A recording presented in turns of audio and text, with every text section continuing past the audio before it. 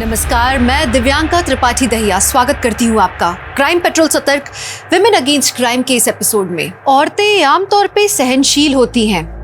कई बार अपने ऊपर हो रही ज्यादतियों को औरतें चुपचाप सह लेती हैं और अगर नहीं तो उन्हें चुप कर दिया जाता है। तो ये कविता की कहानी क्या थी? उसका ये हाल किसने किया? ये उसके चुप रहने का अंजाम था या कुछ बोलने की सजा मिली उसे?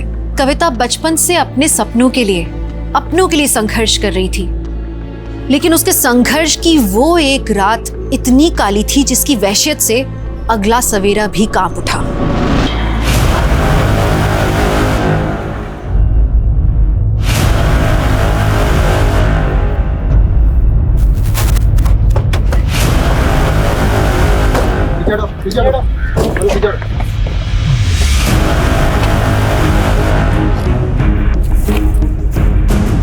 सर जिंदा है, सांसें चल रही हैं। तुरंत गाड़ी में डालो, हॉस्पिटल पहुंचाओ, क्विक।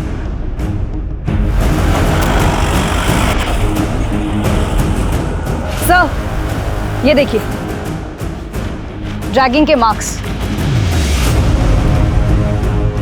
सीधे जंगल से सड़क की तरफ आ रहे हैं। हो सकता है ये लड़की जंगल से रोड तक सरकते सरकते आई हो।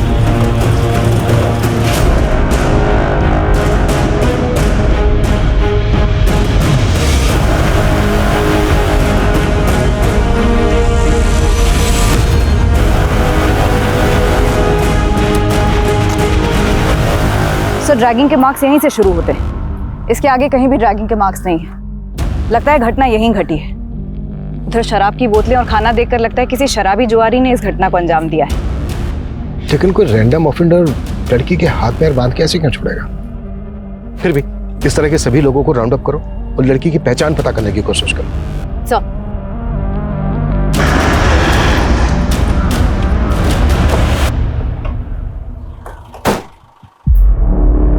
सर लड़की की कंडीशन बहुत ही क्रिटिकल है। आई डोंट नो कि वो बचेगी भी या नहीं। बहुत ब्रुटैलिटी हुई है सर उसके साथ, गैंग रेप हुआ है उसके साथ। Sir I am very surprised. इतना सब कुछ हो जाने के बाद भी लड़की ने अपने सांसें नहीं टूटने दी। लड़की वाकई बहुत हिम्मत वाली है, तभी तो इतनी बुरी हालत होने के बावजूद खुद को 200 मीटर ड्रैग करते हुए रोड तक आ गई। लेकिन एक बात समझ में नहीं आ रही है, क्रिमिनल ने उसको इतना टॉर्चर किया, फिर उसको जिंदा क्यों छोड़ दिया होगा?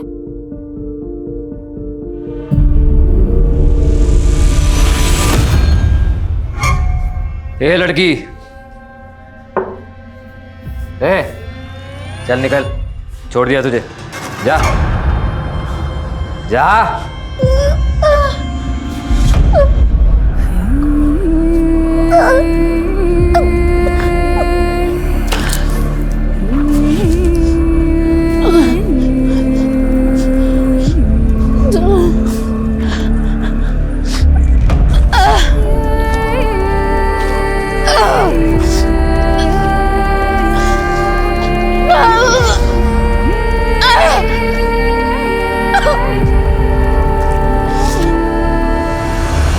अपने 2 लोगों की 12-12 घंटे की ड्यूटी यहां पे लगाओ। ये लड़की मुझे 24 घंटे।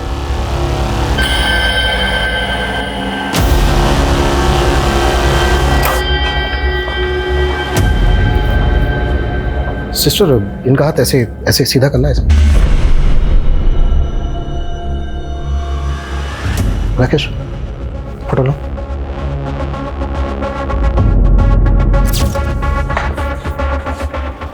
ये जो टैटू है, इसमें किसी साउथ इंडियन लैंग्वेज में शायद ये कोई शब्द है, मे भी किसी का नाम हो।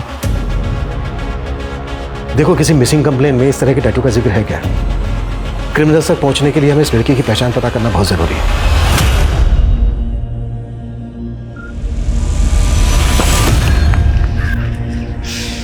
पापा का सपना था कि तो स्कूल की कबड्डी टीम में चुनी जाए, लेकिन अब हाल ये है कि स्कूल का फीस नहीं भरा तो स्कूल से नाम कट जाएगा।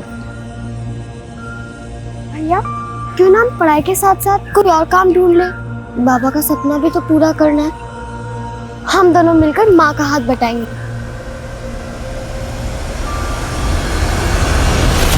तो ऊपर वाला बड़ा है निर्दयी। अब इस उम्र में तुझे विधवा कर दिया, ऊपर से 2 बच्चों का भार। उसे तू ना चिंता मत कर, हम सब सही कर देंगे। तू ही पहुंचाया हमें इस हाल में, लेकिन तेरे इरादे हम कभी कामयाब नहीं होने देंगे। ये रस्सी डल गई, इसकी ऐंठन खत्म नहीं हो रही। तो रुक, अभी बताता हूं तुझे मैं। भाई भाई को तरस होगे तू सब।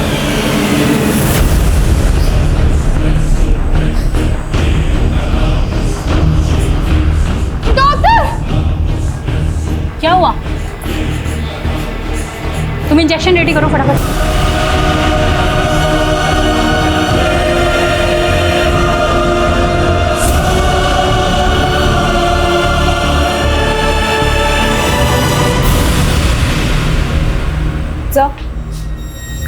इस केस से जुड़ी कोई मिसिंग कंप्लेन तो नहीं मिली और उस लड़की की आइडेंटिटी पर भी कोई लीड नहीं मिल रही है। मैंने पता किया, उस लड़की के हाथ में जो टैटू है वो कन्नड़ में वेंकट लिखा है। हो सकता है किसी आदमी का नाम हो जो उसके बहुत अजीज हो। सर हो सकता है वो लड़की कर्नाटका से यहाँ आई। मानसी, एक काम करो, उस लड़की की फोटोग्राफ साउथ इंडिया के पुलिस हेडक्वार्टर्स में सर्कुलेट करो। Yes doctor. व्हाट? कोमा में चली गई? डॉक्टर जल्द से जल्द उस लड़की को कोमा से बाहर लाइए, इससे पहले कि क्रिमिनल्स अंडरग्राउंड हो जाएं। उसका स्टेटमेंट लेना हमारे लिए बहुत जरूरी है। सर मैं अपनी पूरी कोशिश कर रही हूँ, लेकिन मैं ऐसा कह नहीं सकती कि मैं लड़की को बचा पाऊंगी या नहीं बचा पाऊंगी। Okay sir.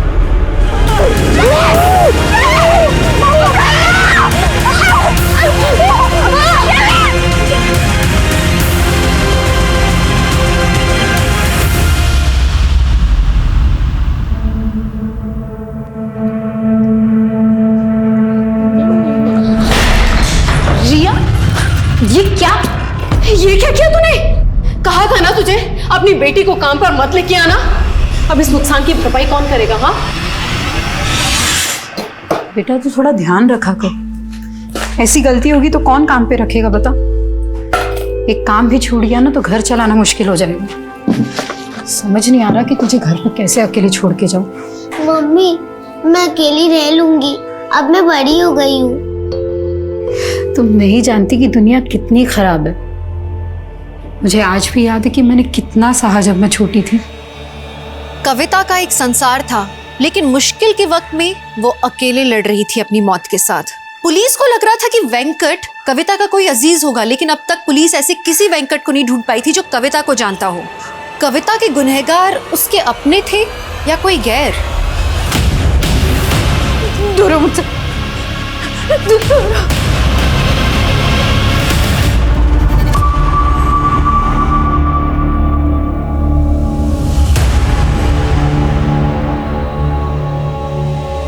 रिया बेटा, उठो बेटा, कुछ खा लो।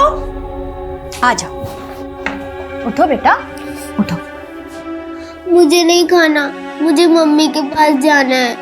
रिया ऐसे रोते नहीं है, मैंने कहा ना मम्मी जल्दी आ जाएगी, कुछ खा लो। नहीं, आप रोज झूठ बोलते हो, मुझे मम्मी के पास जाना है। अच्छा एक काम करते हैं, मैं ना तुम्हें मोबाइल पर कार्टून दिखाती हूँ, फिर खाओगी।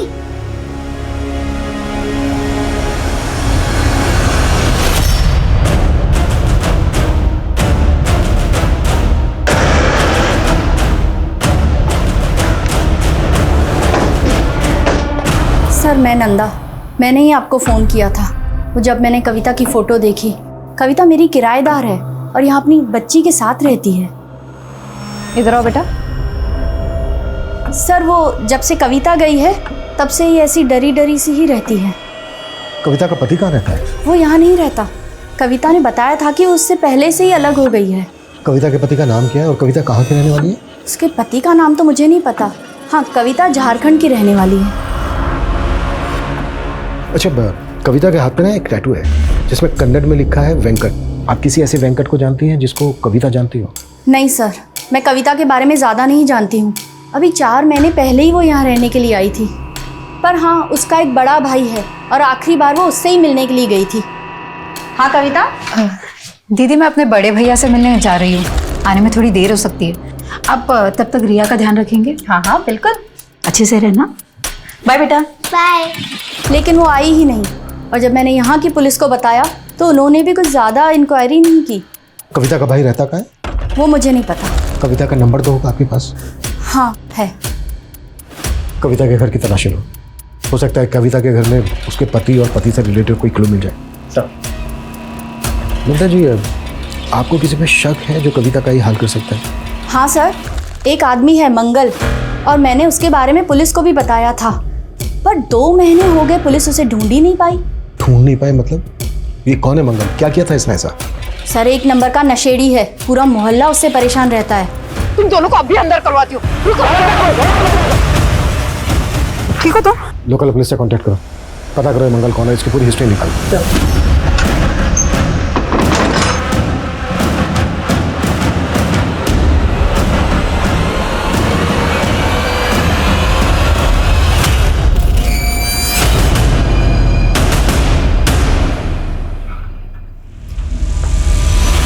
मम्मा मम्मा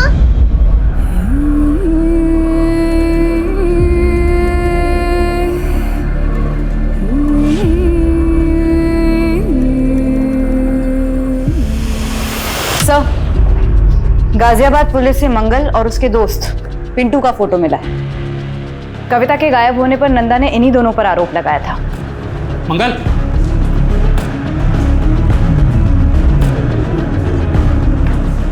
मंगल, पुलिस कविता के घर तक आ पहुंची है। मंगल और पिंटू की तलाश के साथ साथ हमें यह भी पता लगाना होगा कि कविता का पति इस वक्त कहाँ है।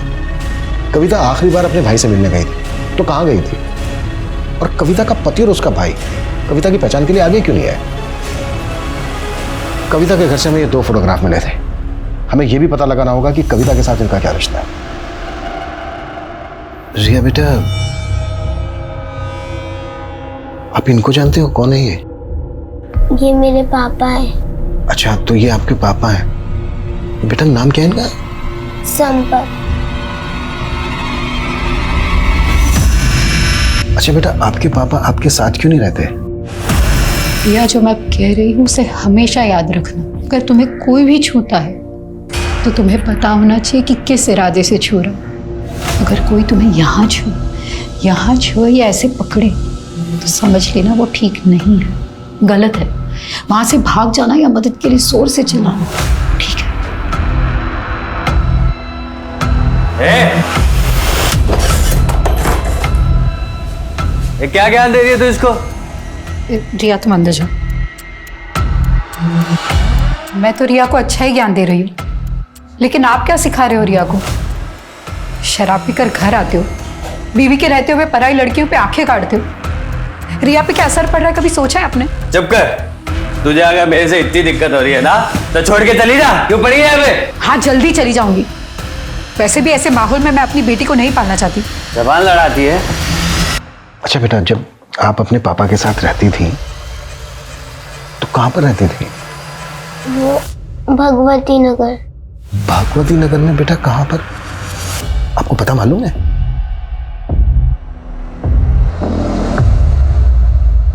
अच्छा बेटा, ये कौन है, इनको जानते हो? ये मेरे प्रवीण मामा है। तो बेटा ये जो साथ में है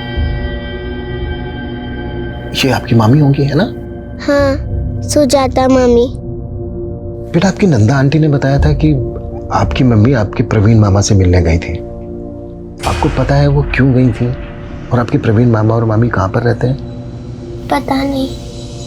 आपके प्रवीण मामा और मामी का कभी कोई झगड़ा हुआ था? चॉकलेट? नहीं, ये ऐसे नहीं मिलेगी। पहले मामा को ये लो तुम्हारी चॉकलेट। ये मामी, आपको पता है मैंने कल ड्राइंग बनाई। अच्छा, चलो दिखाओ मुझे। भाभी चाय 2 मिनट में आई। अरे कविता, तुमने रिया का एडमिशन कराया ना स्कूल में? वो भैया दाखिले से पहले बच्चे के माँ बाप का भी इंटरव्यू लेते हैं। इसके लिए हमें अंग्रेजी सीखनी पड़ेगी। बस कैसे भी करके उसका वहाँ दाखिला हो जाए। भैया वहाँ स्पोर्ट्स भी है। अच्छा। अब हम तो कबड्डी प्लेयर बन नहीं पाए, पर रिया हमारे बाबा का सपना जरूर पूरा करेगी। अच्छा है ना? बनेगी ना तू कबड्डी प्लेयर?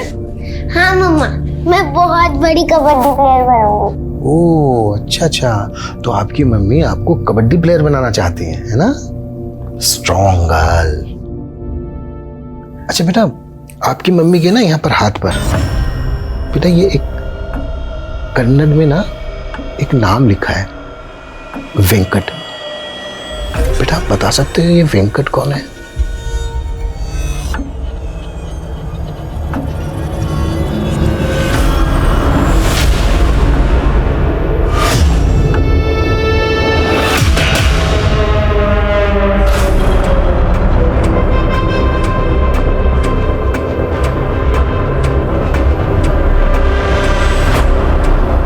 जी नमस्ते साहब, हम आपका जुगाड़ सेट कर दिए साहब, रात को पहुंच जाएगा आपके पास।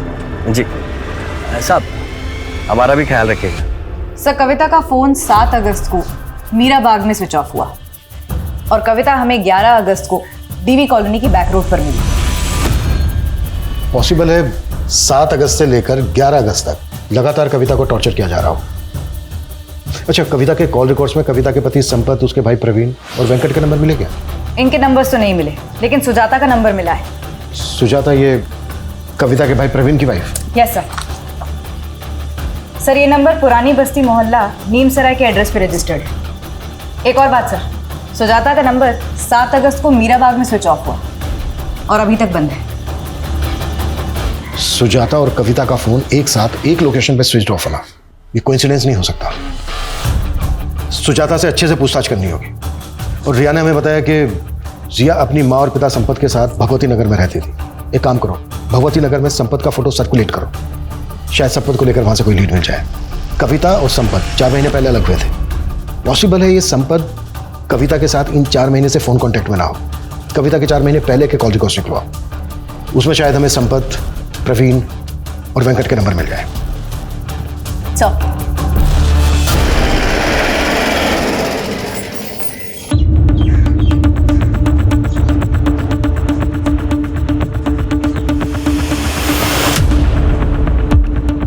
यहाँ तो अक्सर ताला ही लगा रहता है। सुजाता बहुत कम ही रहती है यहाँ पे। और उसका पति प्रवीण, वो नहीं रहता यहाँ पे? उसका तो कोई पति है ही नहीं। पति नहीं है? हमें तो पता चला कि ये उसका पति है। इसे तो कभी नहीं देखा यहाँ पे। और ये कविता नाम है इसका? इसे भी नहीं देखा। सुजाता की फैमिली में और कौन कौन है? उसकी कोई फैमिली नहीं है, वो अकेले ही रहती है। और जब भी आती है तो नए नए आदमी आते जाते रहते हैं। हमने तो सुना है वो धंधा करती है। What? सुजाता एक प्रोस्टिट्यूट है? कविता और सुजाता का फोन एक साथ 7 अगस्त को मीरा बाग में स्विच ऑफ हुआ था। मैंने कहा था ना, ये कोइंसिडेंस नहीं हो सकता। सुजाता इस वक्त हमारी प्राइम सस्पेक्ट है। हमें सुजाता और प्रवीण दोनों को ढूंढना होगा। और थोड़ा देना, बाद में दूंगा भाई। अरे मंगल मांग रहा है। समझा दे। एक पुलिस, अबे भाग!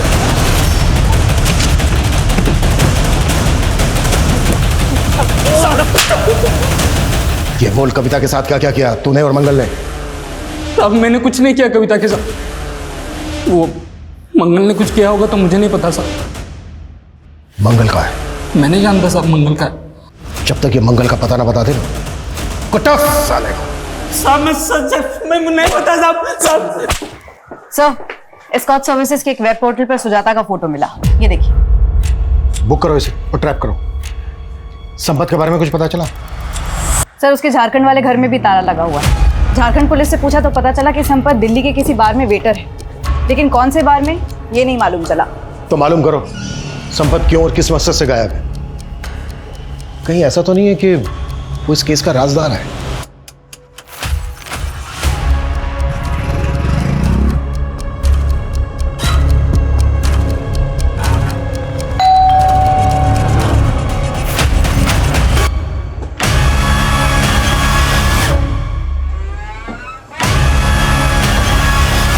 चलें।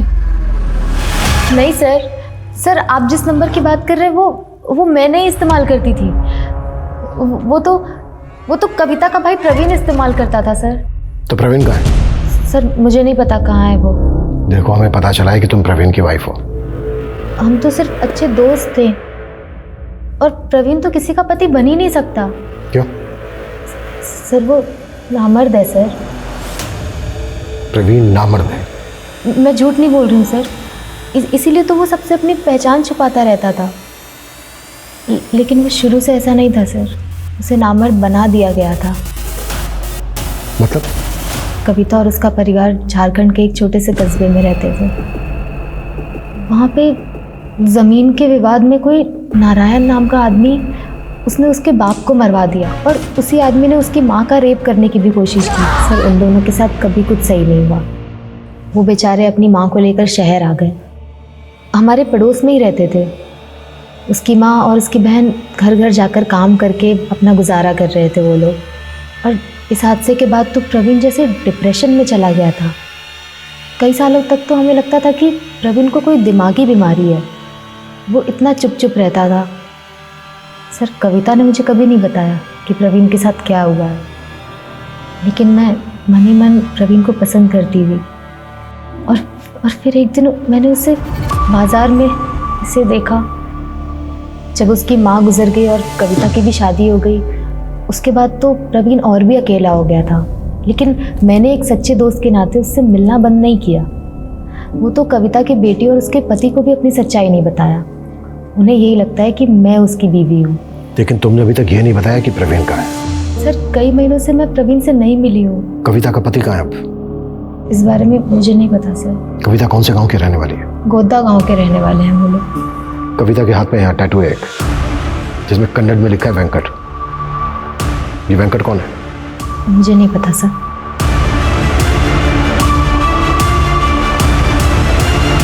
पता करो इस सुजाता की कहानी में कितनी सच्चाई है, या ये फिर अब भी हमें घुमा रही है। झारखंड पुलिस से कांटेक्ट करो। सर पल्लवी नाम की एक लॉयर है, कविता के बारे में कुछ बात करना चाहती है।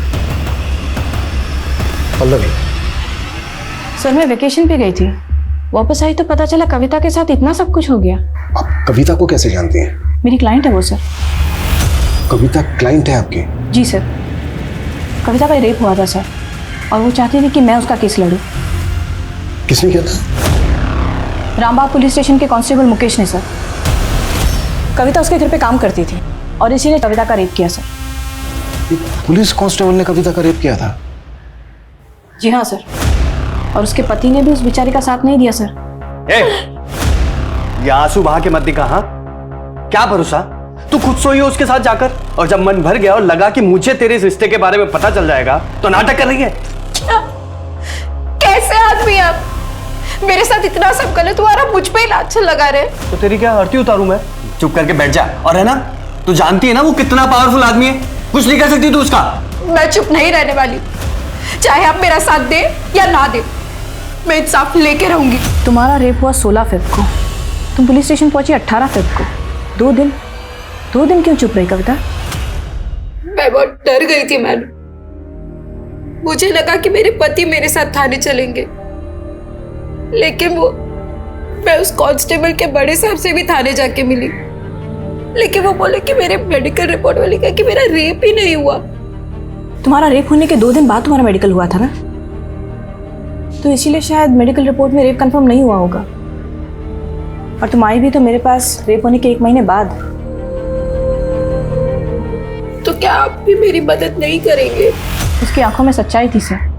ये केस मेरे लिए भी काफी मुश्किल था, पर मैंने तय कर लिया था कि मैं कविता का केस लड़ूंगी। आप जो ये कह रही हैं, आपके पास कोई एविडेंस है? इससे बड़ा क्या सबूत होगा सर? जब से मैंने कविता का केस लिया मुझे धमकियां मिल रही हैं। देख वकील, कविता का केस छोड़ दे। अगर उसका केस लड़ा ना, तुझे रेप करके काट देंगे हम। कौन थे वो लड़के? उन दोनों की शक्ल नहीं देख पाई सर, दोनों ने हेलमेट पहन रखा था। पर हाँ, मैंने बाइक का नंबर नोट किया सर, क्रॉस चेक भी किया मैंने आरटीओ से, नंबर प्लेट फेक था सर। मुझे यकीन है सर, ये दोनों भेजे हुए गुंडे ये मुकेश के ही थे। आज कविता भले ही कौमा में है सर, लेकिन मैं उसकी लड़ाई जारी रखना चाहती हूँ। आपसे बस यही उम्मीद है कि कविता को इंसाफ दिलाते टाइम आप ये नहीं देखेंगे कि आरोपी आप ही की तरह एक पुलिस वाला है। आखिरी बार बोल रही हूँ, इसे काम पे मत लेके आना। अरे इतना अच्छा शो पीस तोड़ दिया देखो तो। बच्चे क्यों डांट रही हो तुम? है छोटी सी चीज तो तोड़ी है। तू टेंशन मत ले, चाय बना के ला पहले। जी सर। सर हमने इस केस को बहुत अच्छे से इन्वेस्टिगेट किया था। कविता के आरोपों में कोई सच्चाई नहीं थी, सरासर झूठ बोल रही थी वो। कहीं ऐसा तो नहीं है कि तुम कांस्टेबल मुकेश को बचा रहे हो? सर मैं किसी को नहीं बचा रहा हूँ। हाँ मुझे अभी पता चला है कि कविता के साथ गैंग रेप हुआ है, I am sorry for that. लेकिन ये साबित नहीं हुआ था कि मुकेश ने कविता का रेप किया था, बल्कि उसके पति ने भी उसके खिलाफ गवाही दी। क्या है ना साहब, मेरी बीवी हमारी बेटी को अंग्रेजी मीडियम में भेजना चाहती, तो इसलिए ज़्यादा से ज़्यादा पैसा जुटाने में लगी रहती है साहब। मतलब असल में कोई रेप नहीं हुआ उसके साथ? वो बोल तो रही है उसका रेप हुआ है, पर मुझे नहीं लगता। सर, जब कविता का हस्बैंड ही उस पर डाउट कर रहा था, हम भरोसा कैसे करते? और सर, उसके मेडिकल रिपोर्ट से भी यह स्पष्ट नहीं होता है कि उसके साथ रेप हुआ था।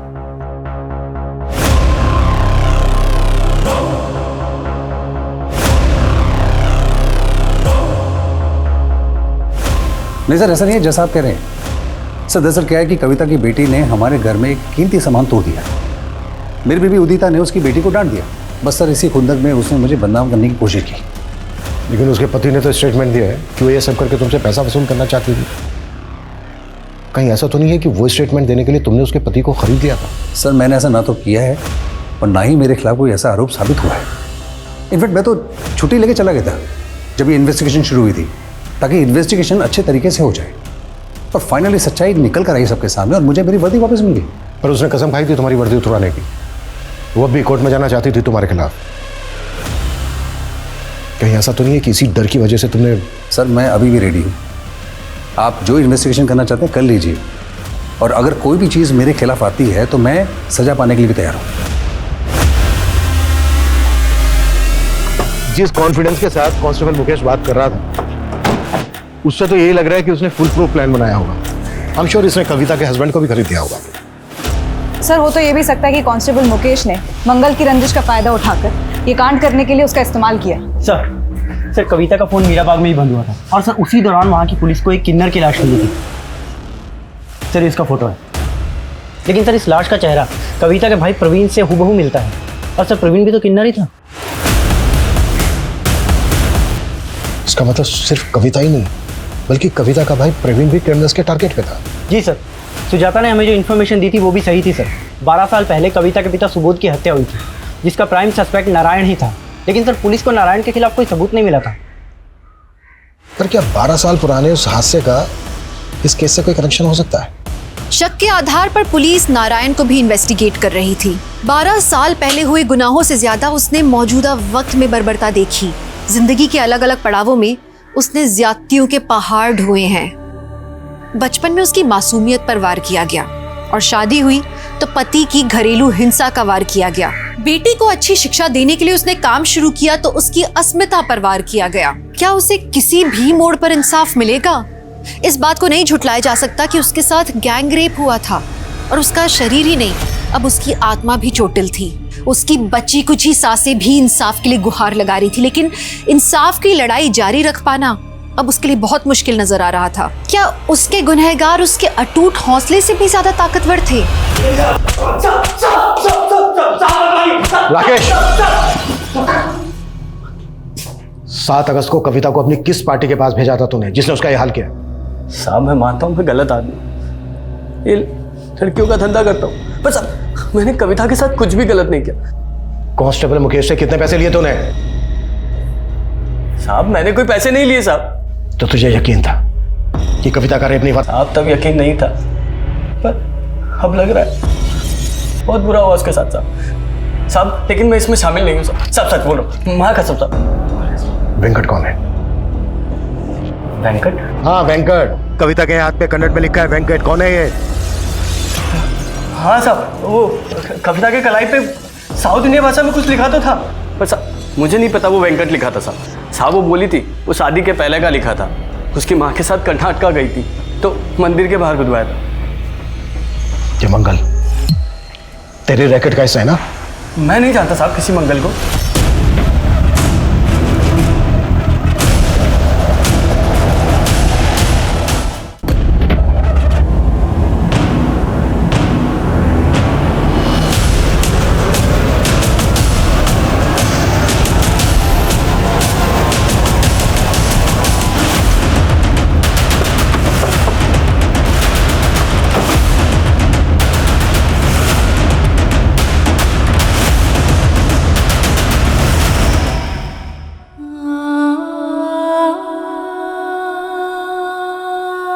सर मेरा फ़ोन आया था सर, मैं बस 2 मिनट के लिए बाहर गया था।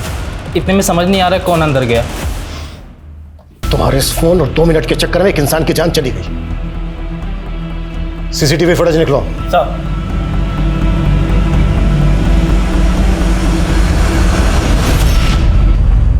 इसने सर कपड़े तो वार्ड बॉय के पहने हैं, लेकिन ये हमारे हॉस्पिटल का स्टाफ नहीं है सर। इस आदमी की फोटो हर जगह सर्कुलेट करो, पता करो ये कौन है। हॉस्पिटल के बाहर का सीसीटीवी फुटेज भी चेक करो। चेक करो ये आदमी कहां से आया, किस डायरेक्शन से आया और किस डायरेक्शन में भागा। क्विक।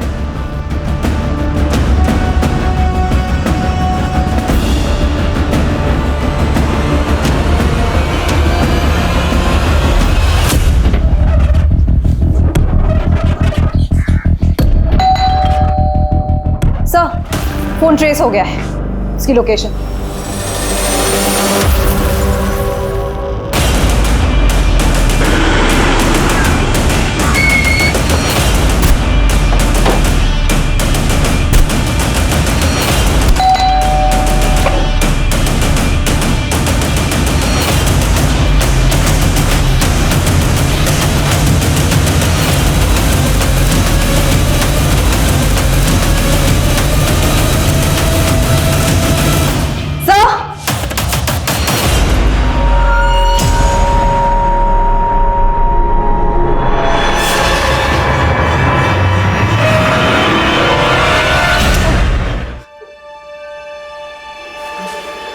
चलो हो जाओ शुरू। बताता हूँ सर, बताता हूँ सर। पहले हमने उसके भाई को मारा। भैया फिर हमने सोचा कि वो हॉस्पिटल में मर जाएगी, लेकिन फिर हमने सोचा उसे हॉस्पिटल में ही मार देते हैं, इसलिए मैंने अपने ड्राइवर चंपक को भेजा। और ये सब तुमसे पल्लवी ने करवाया ना? हाँ। मैं नहीं जानती इसे। 2 लड़कों ने आपको जान से मारने की धमकी दी थी ना? हाँ। जरा ध्यान से देखिए, हो सकता है उन्हीं में से कोई एक हो सकता है। हाँ, ये हो सकता है। सर एक बात है कि पल्लवी मुझे कुछ ठीक नहीं लग रही है। एक काम करो, उसका फोन सर्विलेंस पे डाल दो। हेलो। पुलिस तुम्हारे ड्राइवर का फोटो घुमा के ढूंढ रही है। ज्यादा देर जिंदा नहीं रहना चाहिए, वो मार के गायब करो उसे। तुम इतनी भी चालाक नहीं हो कि हमें घुमा सको। क्यों क्या ऐसा? मैंने ये कविता का रेप केस ये सोच कर लिया था कि अगर मैं ये पुलिस कांस्टेबल मुकेश को सजा दिला देती हूँ तो बहुत जल्दी पॉपुलर हो जाऊंगी। लेकिन जैसे जैसे मैंने इसका केस स्टडी किया तो पता चला कविता को बेकसूर साबित करने के लिए इस केस में तो कुछ है ही नहीं, न गवाह ना सबूत। सोचा लैक ऑफ एविडेंस के चलते अगर मैं ये केस हार गई तो करियर बर्बाद हो जाता मेरा, इसीलिए मैं उस कविता को टालने लग गई थी। मैडम, आप इतने दिन से बोल रही है कि कोर्ट में अर्जी फाइल करेंगे, लेकिन अभी तक कुछ किया नहीं। हाँ तो टाइम लगता है ना कविता। लेकिन मुझे अभी आप पे भरोसा नहीं है। मैंने जो आपको फीस के पैसे दिए तो वो आप वापस कर दीजिए। तेवर ना जाके किसी और को दिखाना, जा नहीं करते तेरे पैसे वापस, निकल चल। मुझे मालूम था आप यही बोलेंगे, इसलिए मैंने आपका वीडियो निकाला, ये देखिए। अब देखना कि मैं क्या करती हूँ। मैंने तो उसे यही जताया कि मैं उससे डर गई हूँ। उसे बोला अपने सारे पैसे आके लेके जा। लेकिन काम वाली बाई मेरे चेम्बर में घुस के मुझे आंखें दिखा रही थी, मुझसे बर्दाश्त नहीं हुआ। मैंने उसे मीरा बाग बुलाया और बोला आके अपने पैसे लेके जा। फिर मैंने अपने बॉयफ्रेंड गुलशन को भेजा, उसने उसे वहीं से उठाया और एक वकील के पेशे को बदनाम किया है तुमने, और तुम्हें इसके लिए जरा भी पछतावा नहीं है।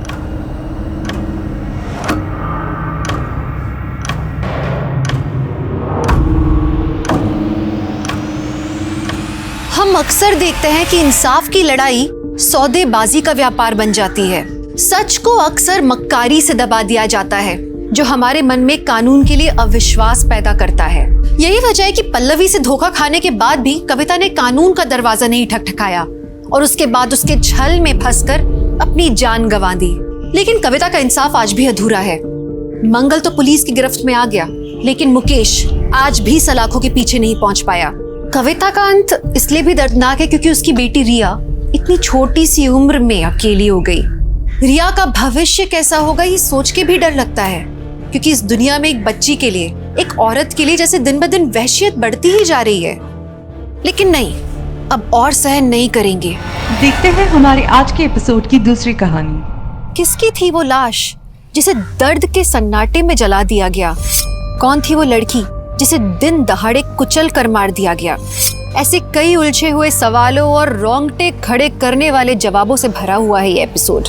नमस्कार, मैं दिव्यांका त्रिपाठी दहिया स्वागत करती हूँ आपका क्राइम पेट्रोल सतर्क विमेन अगेंस्ट क्राइम के आज के एपिसोड में। जब किसी औरत के साथ कोई क्राइम होता है तो सिर्फ वो मुजरिम नहीं, कहीं ना कहीं उसके लिए हमारा पूरा समाज भी जिम्मेदार होता है। वैसे लड़कियां पढ़ रही हैं, आज वो तरक्की कर रही हैं, अपने पैरों पे खड़ी हो रही हैं, लेकिन कहीं ना कहीं हमारा समाज उन्हें बार बार महसूस कराता है कि वो अबला हैं। उनके मन में बचपन से ही एक छाप पड़ी होती है कि वो एक लड़की है, वो कमजोर है, वक्त आने पर किसी हैवान का वो सामना नहीं कर सकती, और अगर कभी कुछ गलत हो जाए तो वो चुप रहे, गरिमा बनाए रखे। फिर ये तो संसार का नियम है कि एक दुर्बल किसी ना किसी पापी के पाप का निशाना बन ही जाता है।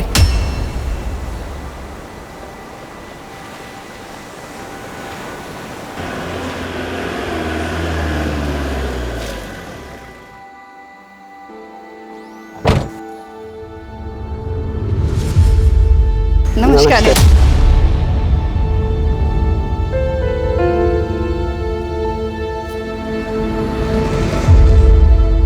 आपने इस एनजीओ में आके यहाँ की औरतों का मनोबल बढ़ाया है, उसके लिए धन्यवाद। धन्यवाद तो हमें आपको कहना चाहिए गरिमा जी, क्योंकि ऐसे बहुत कम लोग रहते हैं जो ऐसे निस्वार्थ समाज की सेवा करते हैं। अब तो बस यही लोग हमारा परिवार है। गरिमा ताई सचमुच में देवी हैं, हमेशा हमारी मदद करती हैं।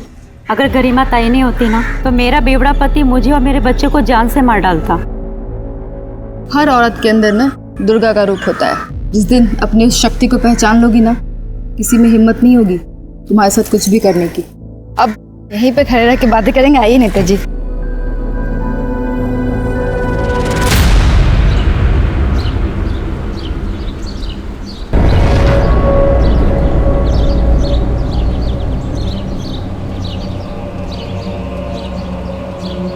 माल लोड करो आप।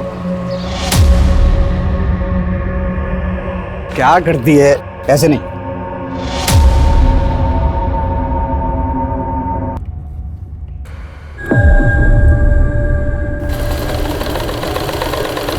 ठीक है?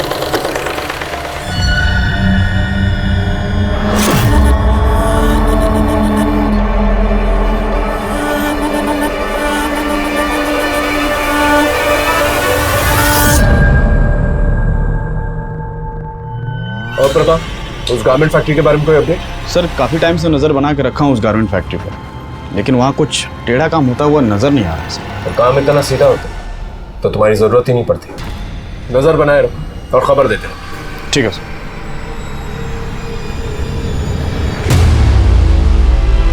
आई बहन जी, आई बैठिए बैठिए आप। अरे जुम्पा, कहाँ रह गई? आई आई जल्दी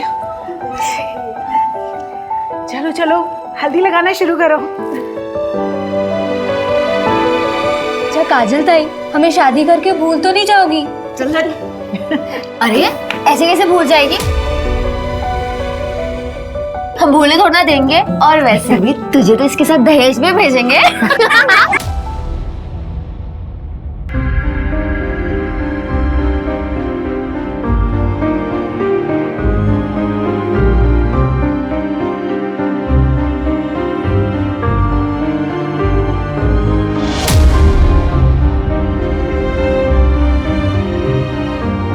कम से कम 10,000 रुपए।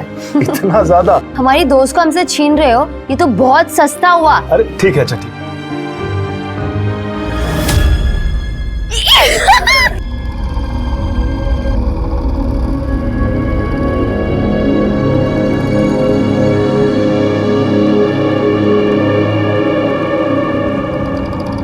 इतने ज्यादा रुपए देने की क्या जरूरत थी? तुम अभी तक वही सोच रही हो?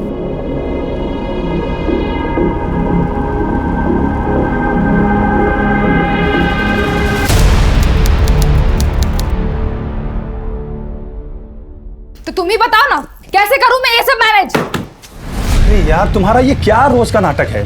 क्या चाहिए तुम्हें? खुशी चाहिए, सुकून चाहिए। ये जो पैसे उधर उधर बर्बाद करते हो ना, घर में लाके दो ना। मेरी भी जरूरत है, मुझे भी घर चलाना होता है, मेरे अपने भी शौक है। अरे तो वही तो पूछ रहा हूँ, क्या चाहिए तुझे? गर्मी में ना जान जलती है मेरी। एसी चाहिए घर में, साफ पानी पी सकूं उसके लिए फिल्टर चाहिए। कुछ ज्यादा तो नहीं मांग रही हूँ ना मैं तुमसे। देख, मैं जितना कर सकता उतना कर रहा हूँ तेरे लिए। तुझे बहुत दिक्कत है ना, जा अपने आई के घर।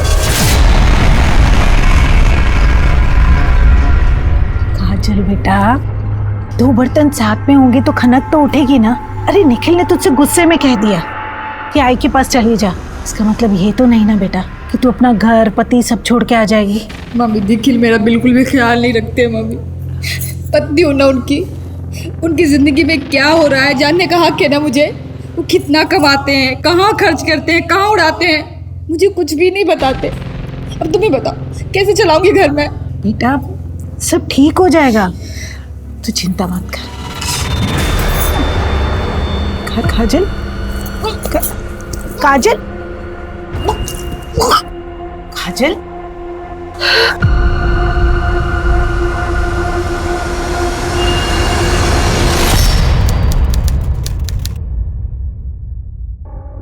देखो जो भी हुआ है सब भूल जाओ। मैं वादा करता हूं कि अब से पैसा कहीं नहीं बर्बाद करूंगा। अब जो भी कमाऊंगा तुम्हारे हाथ में लाकर रखूंगा। अब तो हमारी गुड़िया भी आ गई तो प्लीज इसके लिए मान जाओ।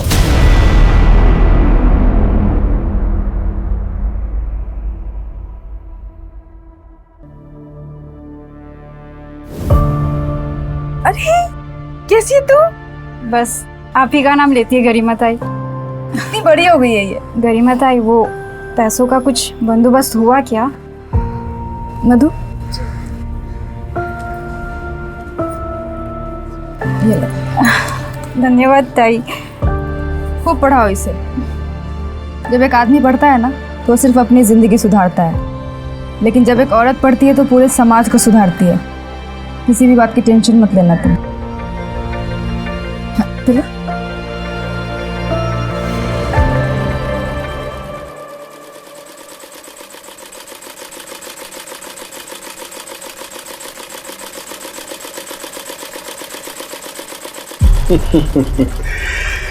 घर की पुरानी सिलाई मशीन से इस फैक्ट्री तक का सफर तय करने में 6 साल लगे हमें।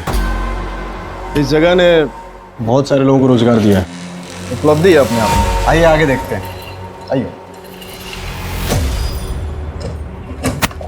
डैमेज फैब्रिक की जो कलरिंग होती है उसका काम हम यहाँ करते हैं। काफी बड़ा एरिया है। आइए आपको आगे दिखाते हैं। और ये हमारा गोडाउन।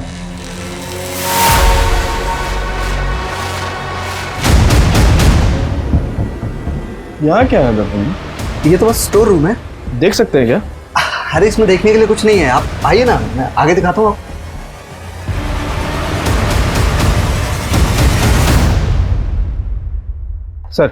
सर उस गारमेंट की फैक्ट्री से मीरा रोड के एक नंबर पर अक्सर बात होती थी। किसी टूर एंड ट्रेवल्स के ऑफिस का नंबर है सर। मीरा रोड जाके पता कर, अगर एक भी क्लू मिल गया ना तो इस गारमेंट फैक्ट्री के खैर नहीं। जी सर। मुझे कुछ समझ नहीं आ रहा, मैं क्या करूं? मुझे तुमसे मिलना है।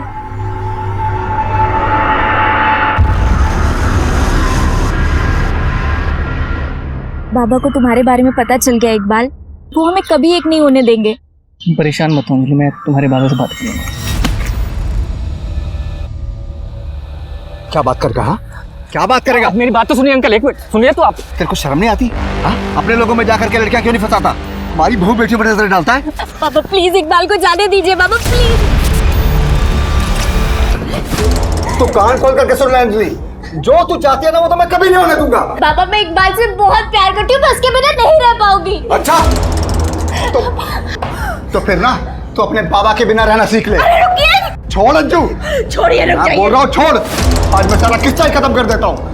जब मैं नहीं रहूंगा ना उसके बाद इसका जो मन चाहे वो करे। नहीं बाबा मत कीजिए, वो मत कीजिए, आप जो कहेंगे मैं वही करूंगी। रुक जाइए, आप जो कहोगे मैं वही करूंगी। दर्पण भाई, मेरे तो कुछ भी समझ में नहीं आ रहा है कि मैं क्या करूं। आप ही कुछ कीजिए, अब हमारी इज्जत आप ही के हाथ में है। फिक्र मत कीजिए नंदन भाव, आपकी इज्जत हमारी इज्जत, काम हो जाएगा।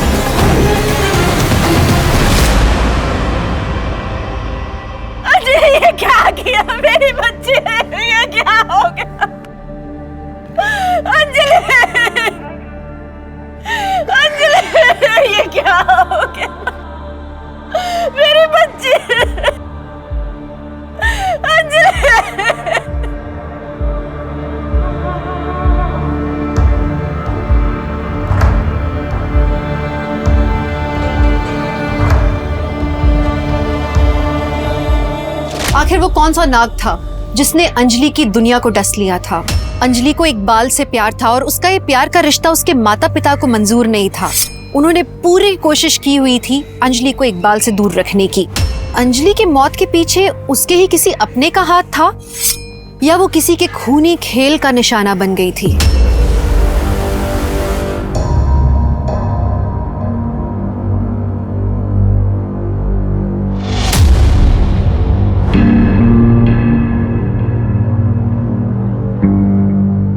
कुछ भी करो, मैं और ज्यादा बर्दाश्त नहीं कर सकती।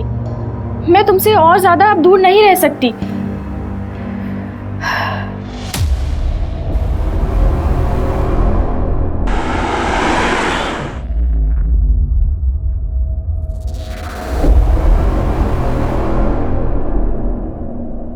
हाँ साहब, वो मेरी दुकान है, पर वो तो 2 साल से बंद है। अगर 2 साल से बंद है तो तुम्हारी दुकान की लैंडलाइन से गारमेंट फैक्ट्री के नंबर पे रेगुलर कॉल्स क्यों जा रहे हैं? सर, इस नंबर का बिल तो मैंने 2 साल से नहीं भरा। मुझे लगा अब तक तो डिस्कनेक्ट हो गया होगा। एक मिनट रुकना, उस लड़की को लेके आओ। जाने दीजिए ना मैडम, गुंडे लोग इन्हें उठा के लाते हैं और फिर इनसे भीख मंगवाते हैं। इनका पूरा गैंग है। बच्चे देश का भविष्य होते हैं। अब इनकी जिंदगी बचाने के लिए मुझे ना किसी गैंग का डर है और ना ही किसी गुंडे से। मैं नेताजी से बात कर लूंगी, जाओ लेके आओ। जी मैम, जाती हूँ। हेलो बेटा।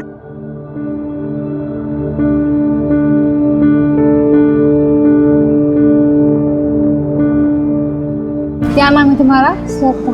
अच्छा, आओ बैठो।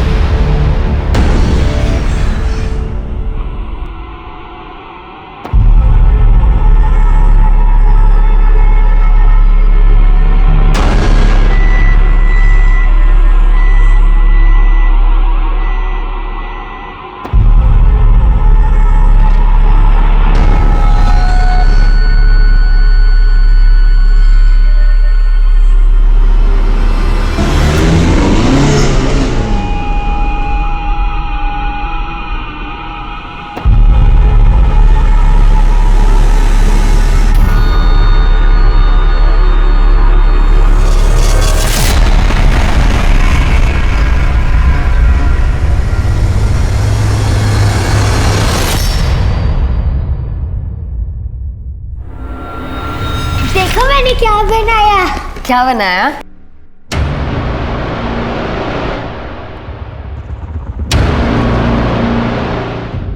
मेरी कुछ समझ में नहीं आ रहा खुशी में क्या करूं। मैंने कभी नहीं सोचा था कि निखिल ऐसा कुछ करेगा। तू परेशान क्यों होती है? सब ठीक हो जाएगा और तू जब तक चाहती है यहाँ रह सकती है। कब तक मैं तेरे ऊपर बोझ बनी रहूंगी? मुझे अपना भी तो कुछ करना होगा ना खुशी। देख, तू जाना चाहती है तो जा, मैं तुझे रोकूंगी नहीं, पर कम से कम हीना को तो मेरे पास छोड़ दे। मेरी भी तो बेटी है ना।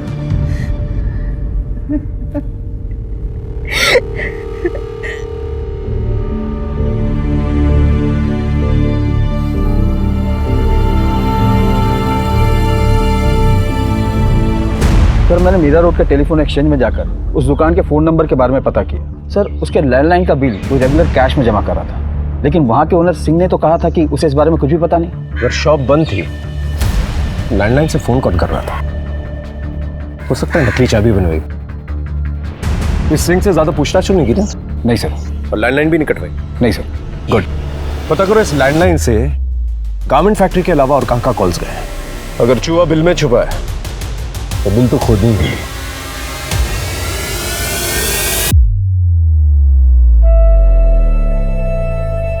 अरे किधर गई?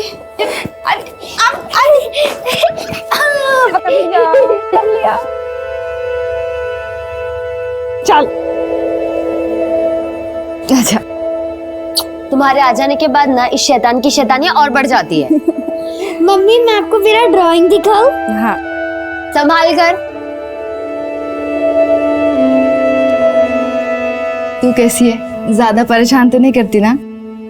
बहुत परेशान करती है, लेकिन मुझे एक बात बताना, अगर बेटी अपनी माँ को परेशान नहीं करेगी तो किसे परेशान करेगी? थैंक यू खुशी। अगर तू नहीं होती ना तो पता नहीं मैं क्या करती। मैं गुमसुम काजल से गरिमा ताई कभी नहीं बन पाती, लेकिन मैं यहीं तक रुकने वाली नहीं हूँ। मैं ना औरतों की जितनी मदद हो सके ना उतनी मदद करूंगी। मुझे कुछ ठीक नहीं लग रहा है।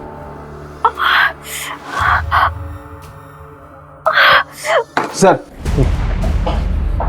सिंह टूर एंड ट्रैवल की लैंडलाइन से इन कुछ नंबरों पर बहुत बार कॉल आते थे और सर पिछले हफ्ते में इस नंबर से बहुत बार बातें हुई थी। किसका नंबर है? सर कोई कौशल किशोर है, छोटी मोटी ट्रांसपोर्ट कंपनी चलाता है। इस कौशल किशोर के बारे में पता करो। जी सर। नानी मैं पास हो गई। पास नहीं हुई है, पूरी क्लास में टॉप किया है हमारी हिना ने। अरे वाह, अपनी माँ पर गई है। इसकी माँ भी पढ़ाई में बहुत अच्छी थी। अच्छा फोन रखती हूँ।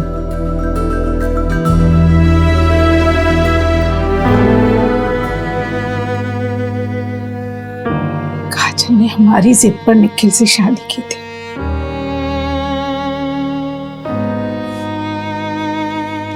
लेकिन वो निखिल तो राक्षस निकला। उसने तो झुम्पा के साथ ही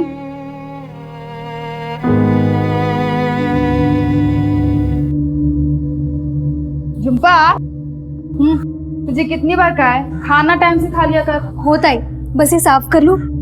अच्छा चल ठीक है। और ये हिना ना रात भर सोती है ना सोने देती है। अब जाके सोई है तो मैं सोचती हूँ थोड़ी सी झपकी मैं भी मार लूं। निखिल आने वाले होंगे, तुमको खाना खिला देना। होता है। चल और तू भी खा ले जल्दी। होता है।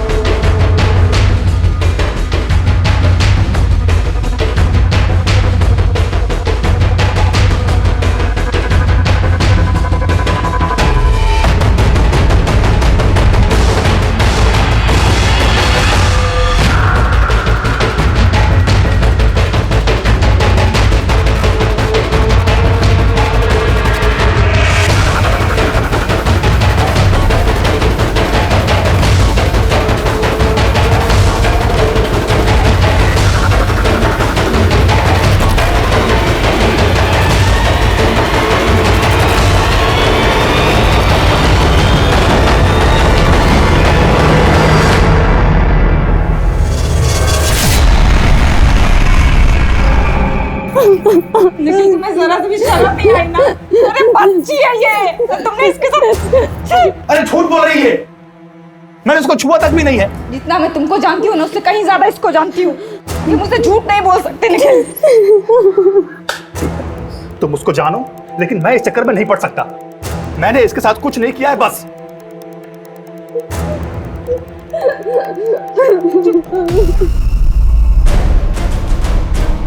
तुम्हें क्या लगा था कि तुम मेरा पति हो तो मैं तुम्हें माफ कर दूंगी?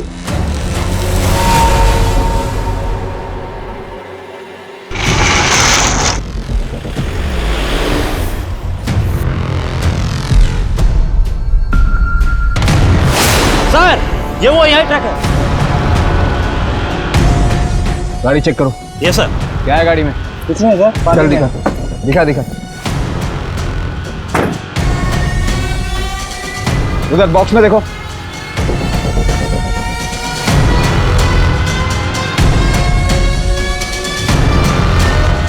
सर ये तो ड्रग्स है।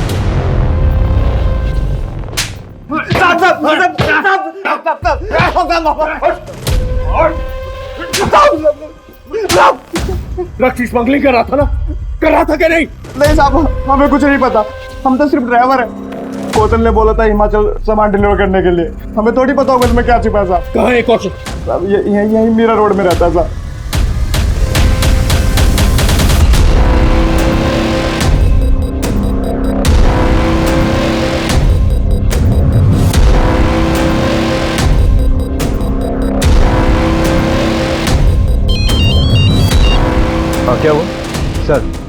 वो निकल गया। पुलिस के लिए उस गारमेंट फैक्ट्री से जुड़ा कोई भी राज ढूंढ पाना अब नामुमकिन सा हो गया था। लेकिन कहते हैं ना कि पाप का घड़ा कभी ना कभी भर ही जाता है।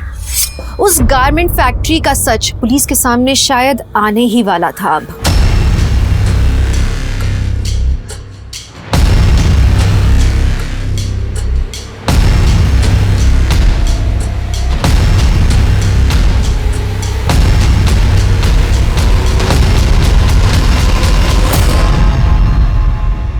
सर मुझे कंप्लेन लिखवानी है। क्या हुआ? मेरे साथ कुछ गलत हुआ है। बड़े सर किधर है? क्या हुआ?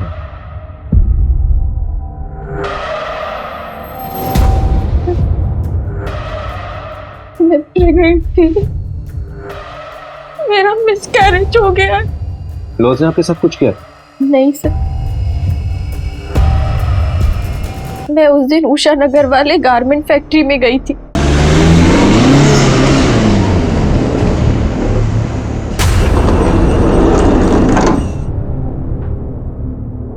मुझे लगता है कि वहां मेरा किसी ने रेप किया। लगता है मतलब? क्या आपको पता नहीं आपके साथ रेप हुआ या नहीं? सर मैं बेहोश थी। किसने किया आपको बेहोश?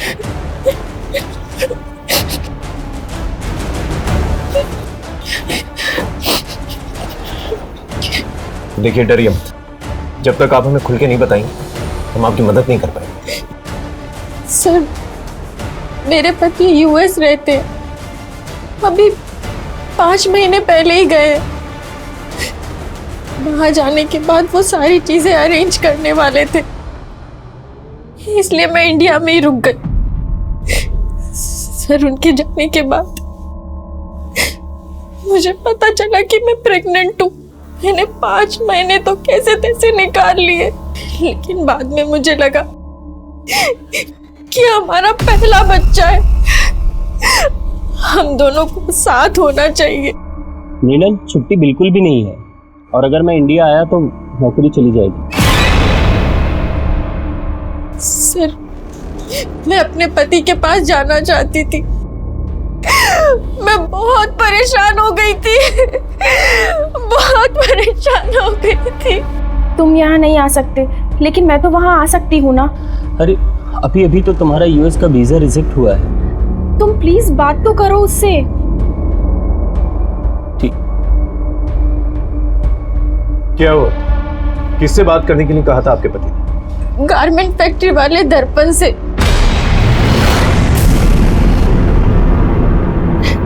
दर्पण से क्यों?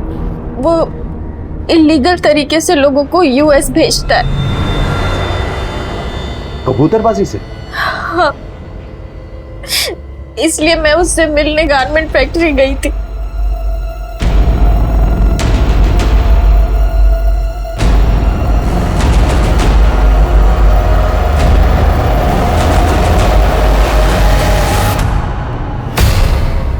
आप पक्का इस हालत में वहां जाना चाहती हैं? हाँ, मेरा जाना बहुत ज़रूरी है। मैं चाहती हूँ कि जब मेरा बच्चा इस दुनिया में आए तो मेरा पति मेरे पास हो। ठीक है फिर, ये देखिए, हम आपको पनामा के जंगल क्रॉस करवाएंगे, उसके बाद मेक्सिको पहुंचाएंगे, मेक्सिको से फिर यूएस बॉर्डर। लेकिन बॉर्डर क्रॉस करने में अच्छा खासा रिस्क होता है। हाँ मैं समझती हूँ। देखिए सफ़र काफ़ी मुश्किल हो रहा होता है, कई बार ट्रक्स के अंदर, ऑयल टैंकर्स के अंदर छुप छुपा के जाना होता है। तो हम अक्सर ऐसा करते हैं कि नींद का इंजेक्शन दे देते हैं ताकि तकलीफ बहुत कम हो। और आपकी हालत देखकर ऐसा लगता नहीं कि हमें वहाँ जाके रिस्क लेनी चाहिए, तो मैं तो कहता हूँ एक बार यहीं पैच टेस्ट कर लेते हैं ताकि पता चल जाए कि कोई साइड इफेक्ट तो नहीं है। ठीक है। ओके, तो ये आपको इंजेक्शन लगा देंगी, मुझे थोड़ा ज़रूरी काम है, मैं चलता हूँ।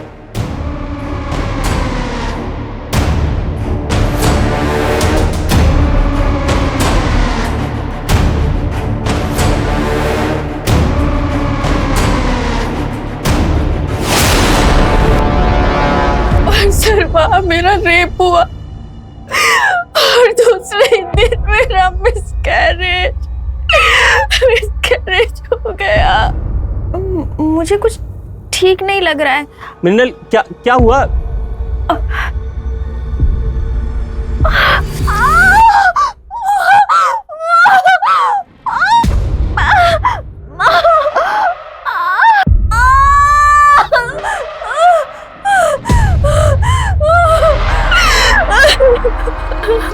तो तब क्यों नहीं आए आप हमारे पास? सर, मेरे पति लीगल तरीके से यूएस गए थे। अगर पुलिस को पता चलता तो वो उन्हें वापस बुला लेती।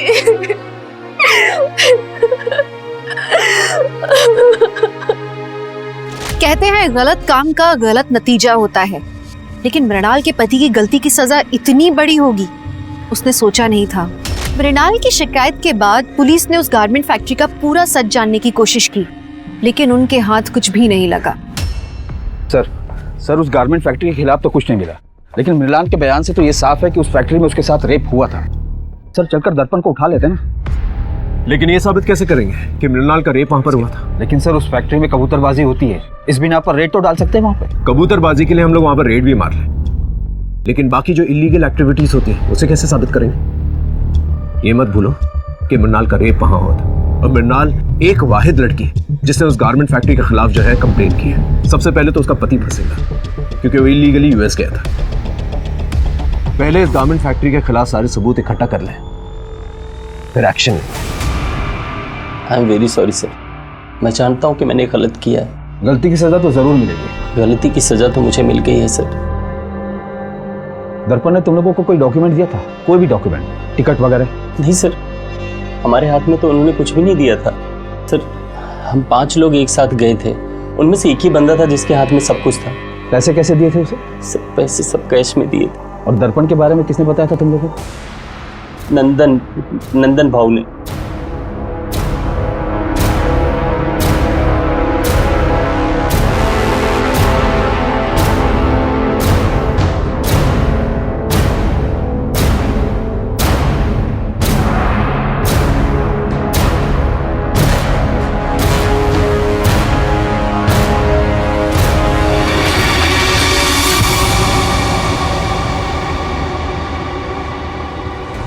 सर, अंजलि को इकबाल से प्यार हो गया था और इसीलिए हम लोग उसको उसके भाई के पास यूएस भेजना चाहते थे, पर अंजलि का वीजा नहीं हो पा रहा था, और जिसके लिए मैंने दर्पण भाई से मदद भी ली थी।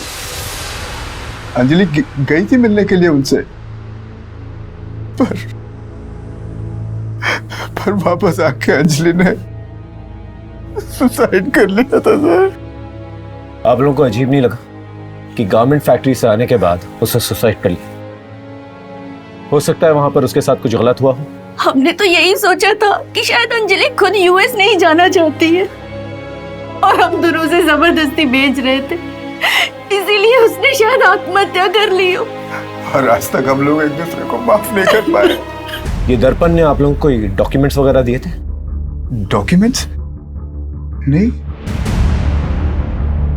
इस अंजलि के केस को अच्छी तरह से खंगालो, उसके मोबाइल रिकॉर्ड, लोकेशन रिकॉर्ड, सब कुछ। जी सर।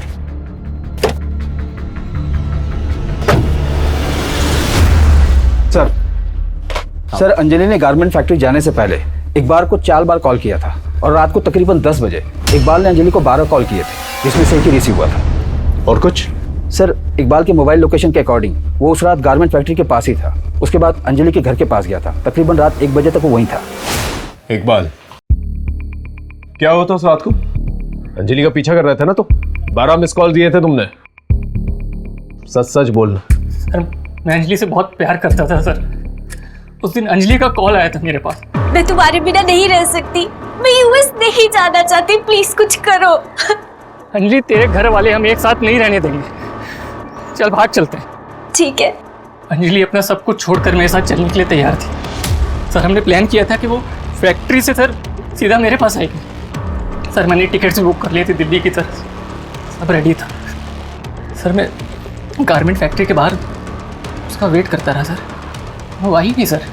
उसके बाद मैंने इतने सारे उसे कॉल्स भी किए थे सर, लेकिन उसने तुम्हारा एक ही कॉल रिसीव किया। क्या कहा था उसने? हेलो। अरे अंजलि, कहाँ हो तुम? लेट हो रहे हैं, ट्रेन का टाइम हो रहा है। इकबाल, मैं तुम्हारे लायक नहीं रही। मैं तुम्हारे लायक नहीं रही। अंजलि हुआ क्या? अंजलि ने इकबाल से कहा था कि अब वो उसके लायक नहीं। इसका मतलब गारमेंट फैक्ट्री में उसके साथ कुछ ना कुछ गलत जरूर हुआ था। नहीं, दर्पण भाई ऐसा कुछ गलत कैसे कर सकते हैं? कर भी सकते हैं। इनफैक्ट एक लड़की आई है हमारे पास रेप कंप्लेंट लेके, और 5 केसेस हैं हमारे पास जिनका लिंक कहीं ना कहीं उस गारमेंट फैक्ट्री से है। आप लोग सिर्फ कंप्लेन कीजिए, अगर उसने किया है नहीं किया है हम उससे उगलवा लेंगे।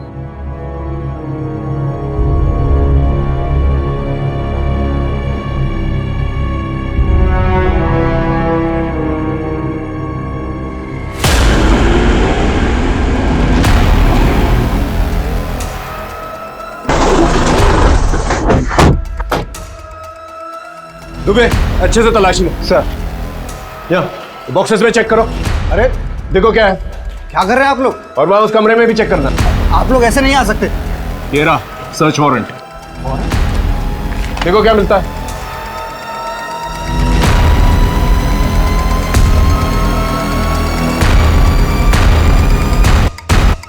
सर सर यहाँ कबूतरबाजी से रिलेटेड कुछ भी नहीं मिला। सर हाँ ये मिला।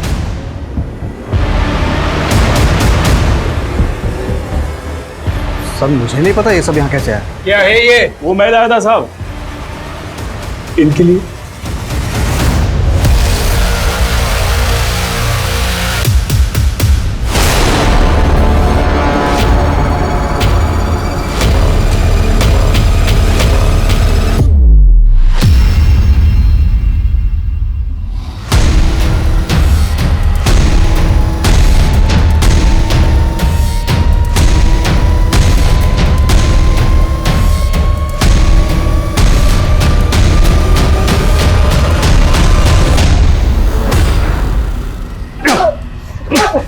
ड्रग्स की स्मगलिंग करता है? हाँ क्या मैं तो बस ट्रक भाड़े पर देता था, कौन उसमें क्या ले जाता मुझे नहीं पता।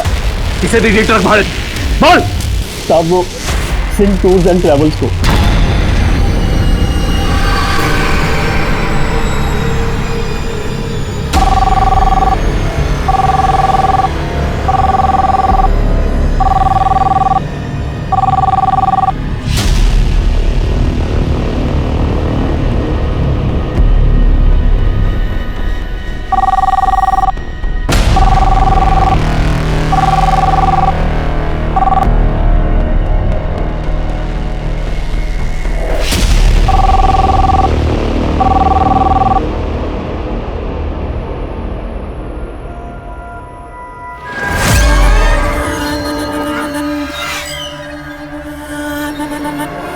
हेलो हेलो, मुझे यूएस जाना है।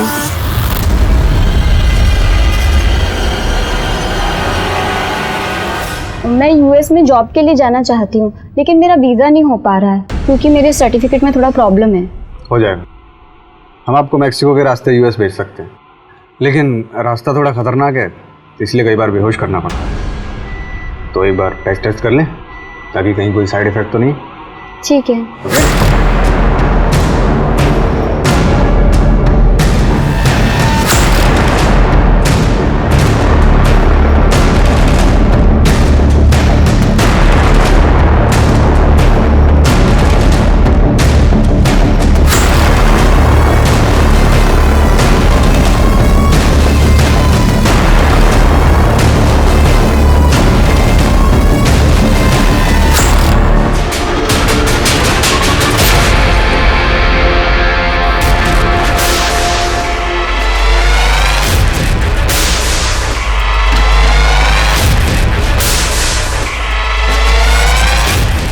तो तुम हो जो लड़का बन के लड़कियों का रेप करती है, और तुम्हारा पति दर्पण तुम्हारा साथ देता है।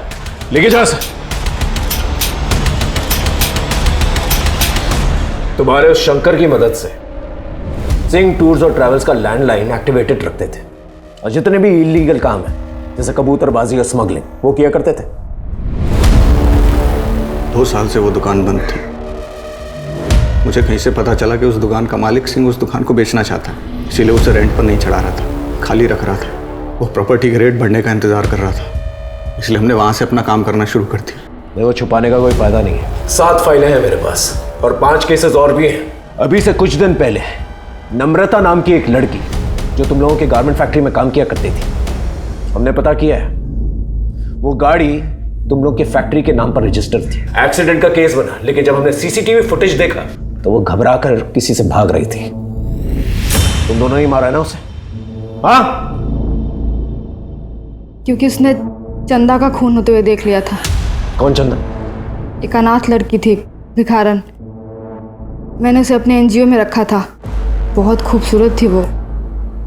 मेरा दिल आ गया था उस पर, लेकिन उसको पता चल गया था कि मैंने उसका रेप किया है, और वो मुझे धमकी दे रही थी कि वो मेरा ये राज सबको बता देगी, तो मैंने उसे मार दिया। तुम्हारी वो जो पार्टनर है ना, उससे मिल के आए हम लोग।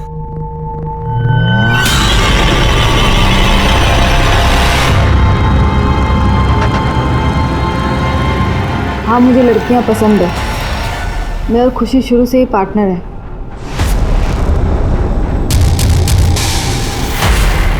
समाज को दिखाने के लिए तुम दोनों ने शादी की? हाँ, मेरे और खुशी के बीच में डील हुई थी कि शादी के बाद हम दोनों अपने अपने पति के साथ रहेंगे, लेकिन हमारा रिश्ता कायम रखेंगे। और तुम्हारा पहला पति निखिल? मैं उससे खुश नहीं थी।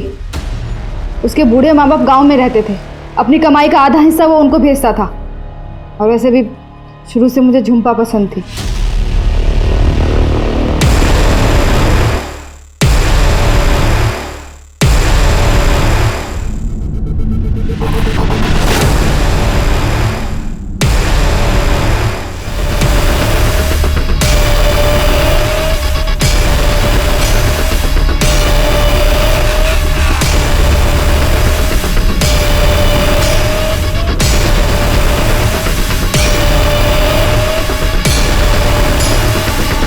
मैंने उसका रेप किया और सारा इल्ज़ाम निखिल पे डाल दिया। निखिल वो सदमा बर्दाश्त नहीं कर पाया और इसलिए उसने अपनी जान ली। और फिर तुमने दर्पण से शादी कर? क्योंकि दर्पण मुझे समझता है। अंजलि का रेप भी तुम नहीं किया? बोलो। उसको इलीगल तरीके से यूएस जाना था, लेकिन फिर वो यूएस नहीं जाके अपने घर वापस चली गई। और घर जाने के बाद जब वो रेप का सदमा बर्दाश्त नहीं कर पाए, उसने अपनी जान ली, सुसाइड कर। शर्म आनी चाहिए तुम्हें। लोग तुम्हें देवी मानते हैं, तुमने एक राक्षस जैसा काम किया। क्या करूं सर, लड़कियों का शौक है मुझे। अब अपने शौक जो है ना, जेल में पूरे करो।